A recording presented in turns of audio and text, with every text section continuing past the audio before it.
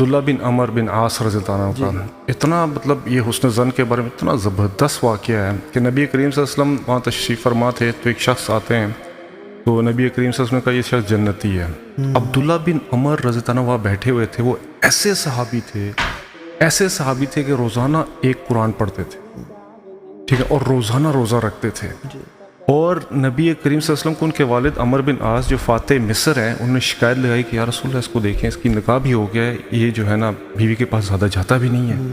تو رسول نے کہا کہ عمر تمہیں کیا ہو گیا عبداللہ, تو اب یوں کرو کہ ہفتے میں ایک دفعہ قرآن ختم کر لو.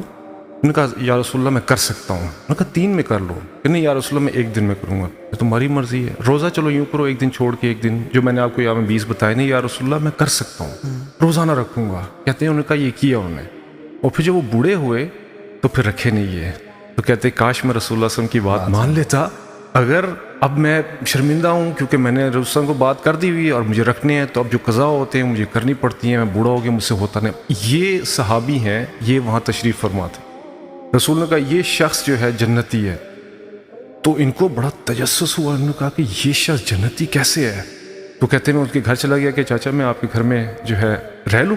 چچا کہتے ہیں نا وہ, تو کہتے ہیں ہاں رہ لیں, آپ کے پاس آیا ہوں کچھ سیکھنے کے لیے. تو کہتے ہیں میں دیکھنا چاہتا تھا کہ وہ کیسی ایسی عبادت کرتے ہیں کہ جس کی وجہ سے ان کو اللہ کے رسول نے کہہ دیا کہ جنتی ہیں. تو کہتے ہیں میں گیا ان کے گھر ایک دن ٹھہرا. میں نے کہا ابھی رات کو اٹھیں گے اور ساری رات تہجد پڑھیں گے.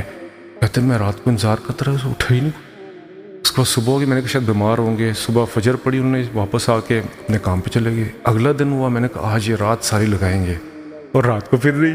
اسی طرح اپنا نارمل اٹھے اور اٹھ کے جا کے فجر پڑی, اور تیسرا دن ایسے ہی. اب وہ بڑا حیران کہ یہ کیا, اب یہ تو عبادات کا پہاڑ تھے, اتنا زیادہ عمل. تو پھر انہوں نے تیسرے دن کہا کہ مجھے آپ اجازت دیں حضرت, میں جانا چاہتا ہوں.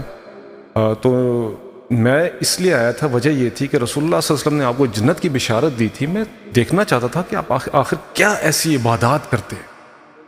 تو جاتے انہوں نے کہا کہ ہاں, کہتے ہیں عبادات تو میں کچھ نہیں کرتا, لیکن ایک کام ہے جو میں کرتا ہوں روز رات کو. کہتے ہیں وہ کیا کرتے ہیں. کہتے ہیں میں روزانہ رات کو سونے سے پہلے اپنا سینہ صاف کرتا ہوں لوگوں کے بارے میں.